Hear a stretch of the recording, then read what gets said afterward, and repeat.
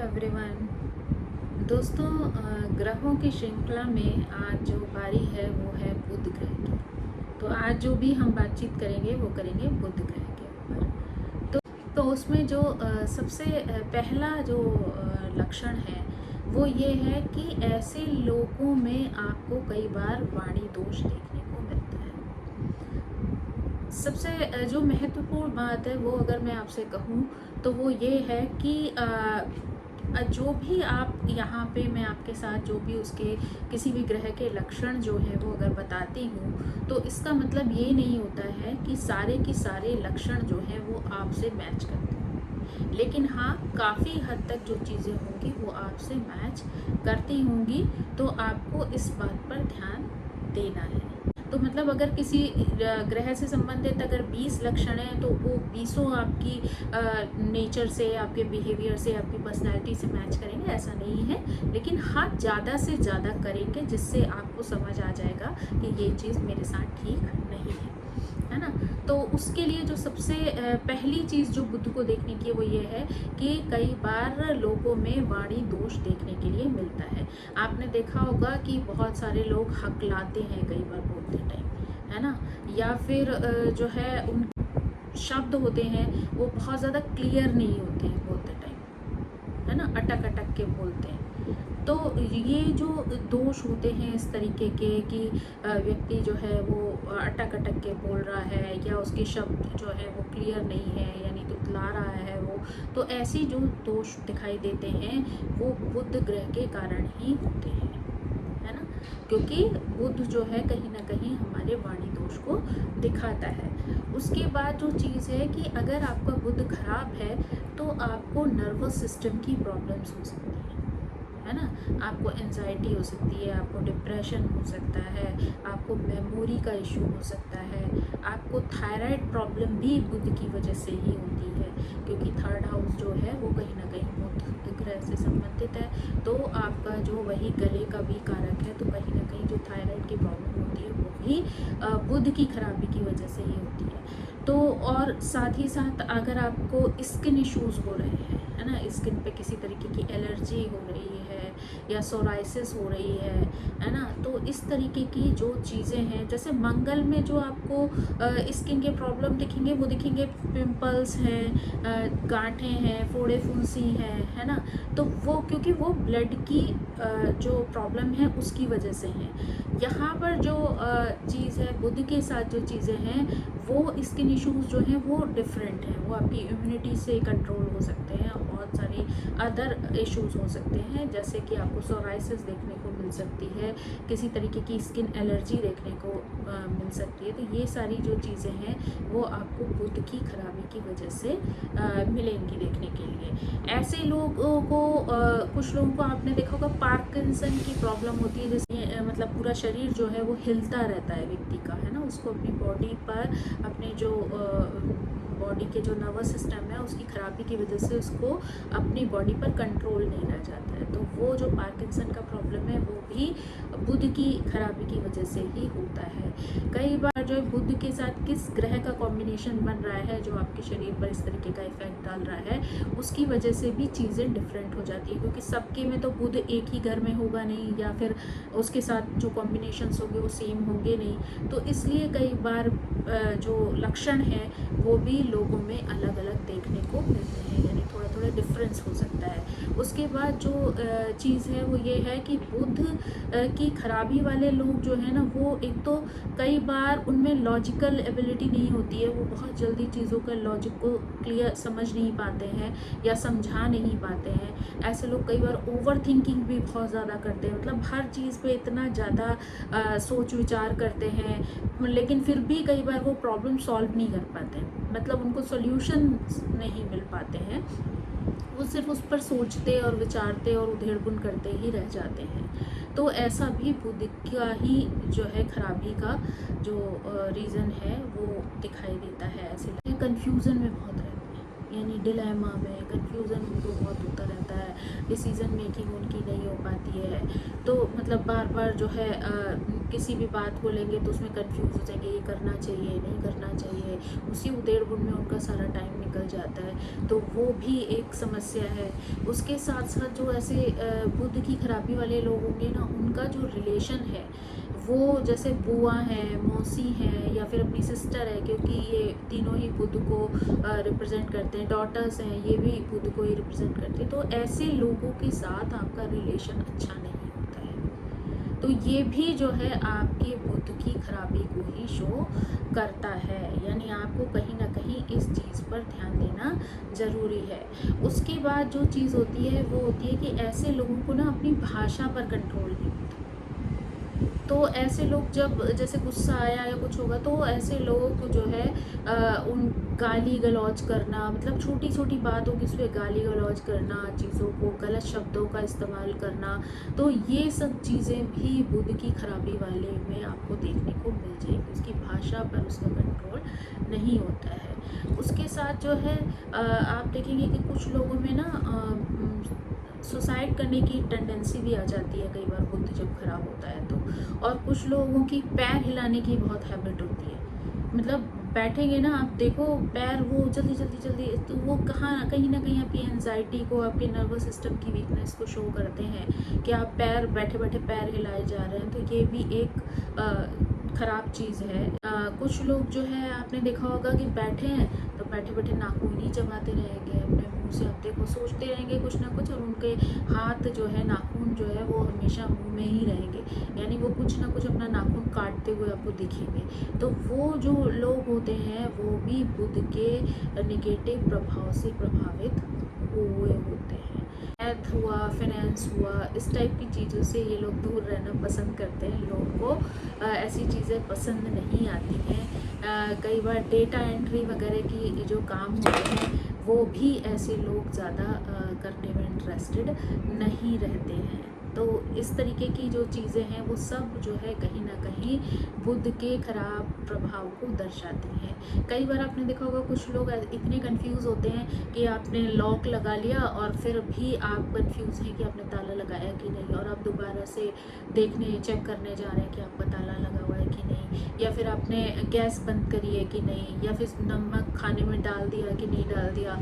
तो मतलब इस तरीके की जो चीज़ें आती हैं वो भी कहीं ना कहीं आपके कन्फ्यूज़न को, आपके जो है ओवर थिंकिंग को, है ना, तो ये भी जो है आपके बुद्ध की खराब होने की स्थिति को दर्शाती है। तो इस तरीके के अगर कुछ भी लक्षण आपको देखने को मिल रहे हैं, अगर एक आध हैं तो मे बी वो जनरल भी हो सकते हैं, लेकिन अगर आपको उनमें से कुछ ज़्यादा लक्षण दिखाई देते हैं तो आपको समझ जाना चाहिए कि कहीं ना कहीं आपका बुद्ध जो है वो आपका प्रभावित हो रहा है।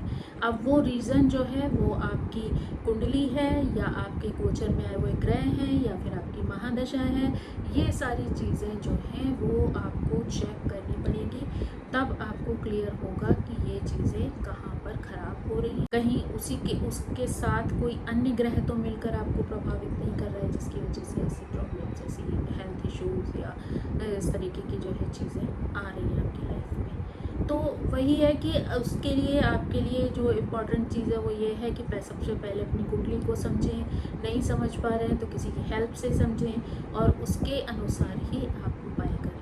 कैसे दान करना है उस चीज़ का, या फिर आपको अपनी दिनचर्या में उसको यूज़ करना है, ये सारी चीज़ें आपको अपनी कुंडली के हिसाब से, ग्रहों को समझकर तभी जो है उसको करना चाहिए।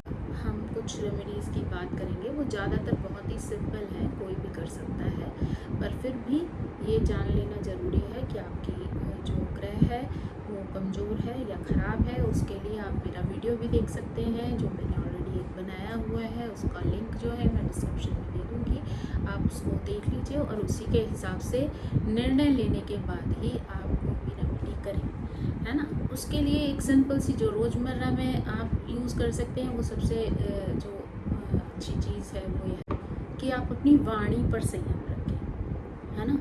क्योंकि कई बार लोग बोलते टाइम जो है, आपने देखा होगा कुछ लोग ऐसे होते हैं कुछ भी बोल जाते हैं, उनको कोई कंट्रोल नहीं होता कि कहाँ पर कौन सी बात किस लिमिट में करनी चाहिए, ऐसे लोगों का बुध खराब होता है। तो ऐसे लोगों को सबसे ज़्यादा ये ध्यान रखना चाहिए कि वो किस तरीके की भाषा का प्रयोग कर रहे हैं, है ना। या कई बार कुछ लोग की आदत पड़ जाती है कि वो बात बात में गाली देकर ही बात शुरू करते हैं और गाली देकर ही बात खत्म करते हैं। तो समझ लीजिए कि आप उनका बुध 100% खराब है। तो अगर आपको अपना बुध अच्छा करना है तो आप अपनी भाषा पर कंट्रोल रखें, संयम रखें, और जो भी शब्द आप प्रयोग में लाते हैं उन शब्दों को बहुत ही चुनकर सोच समझ कर प्रयोग करें। तो अगर आप ऐसा करते हैं तो ऑटोमेटिकली आपका बुध जो है वो बिना किसी स्पेशल एफर्ट, स्पेशल प्रयास के जो है, किसी स्पेशल उपाय के बिना ही ठीक हो जाएगा, अच्छा हो जाएगा।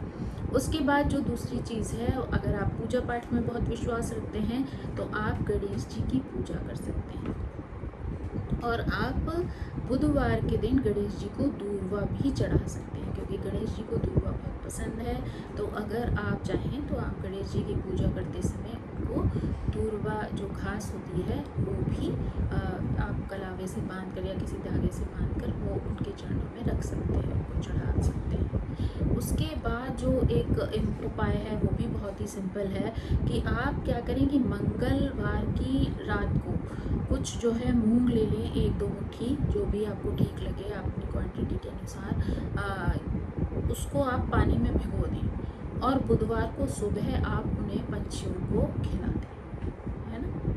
मतलब 1-2 मुट्ठी तो मैंने सामान्य भाषा में कहा है, बाकी आपकी सामर्थ्य है, तो आपको जितना ठीक लगे उस हिसाब से आप कुछ बुधवार लगातार जो है वो पंछियों को खिलाएं, तो उससे भी आपका बुध जो है वो ठीक हो जाएगा। और आप गाय को पालक भी खिला सकते हैं, या हरी पत्तेदार सब्जियां उनको खिला सकते हैं, या फिर चारा जो है वो आप गौशाला में चारा भी डोनेट कर सकते हैं, हरा वाला जो फ्रेश चारा होता है वो भी डोनेट कर सकते हैं। तो ये भी आपको बुध को ठीक करने में हेल्प करता है।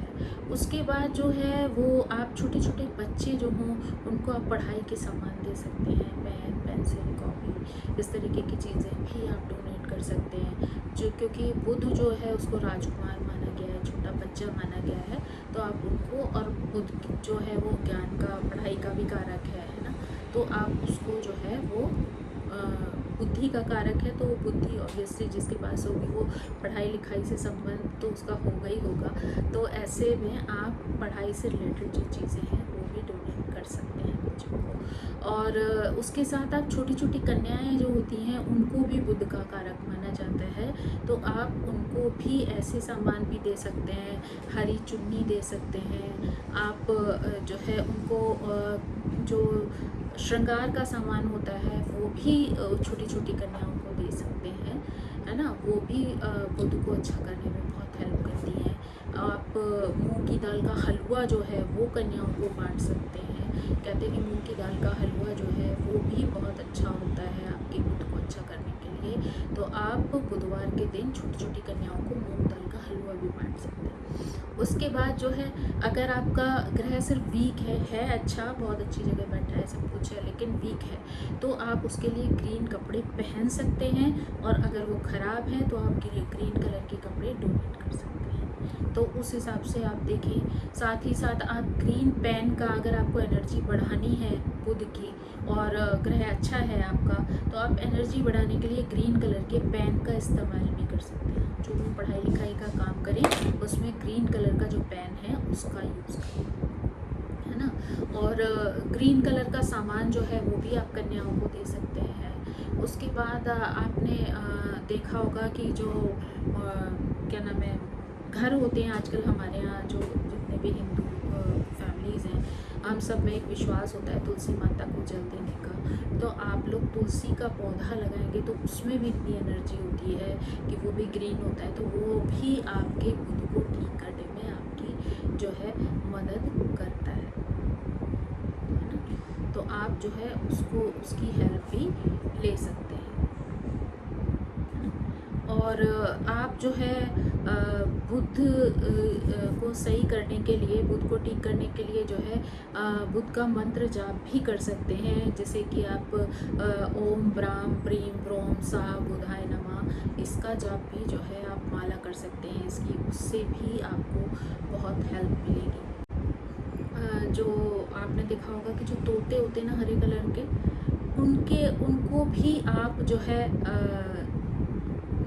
अगर फीड कराते हैं, है ना, या फिर आप कहीं पर उनको आज़ाद कर देते हैं, जैसे पिंजरे में क्या दें आप खरीदिए और उनको उड़ा दीजिए, तो वो भी आपको एक बहुत अच्छा इफेक्ट दे सकते हैं। साथ ही साथ अगर आप गणपति अथर्व शीर्ष का पाठ करते हैं, अगर आपको पूजा पाठ का बहुत शौक़ है और आप कर सकते हैं, तो वो भी आपके लिए बहुत हेल्पफुल रहता है। कि जो छोटे छोटे उपाय हैं वो जो है आपको बहुत हेल्प कर सकते हैं। आप पान जो है वो भी चढ़ा सकते हैं पूजा में, तो पान भी ग्रीन कलर का पत्ता है, वो भी अगर आप चढ़ाते हैं तो उससे भी आपको बहुत अच्छा जो है रिज़ल्ट मिल सकता है। आपका बुध जो है वो बहुत अच्छा हो सकता है।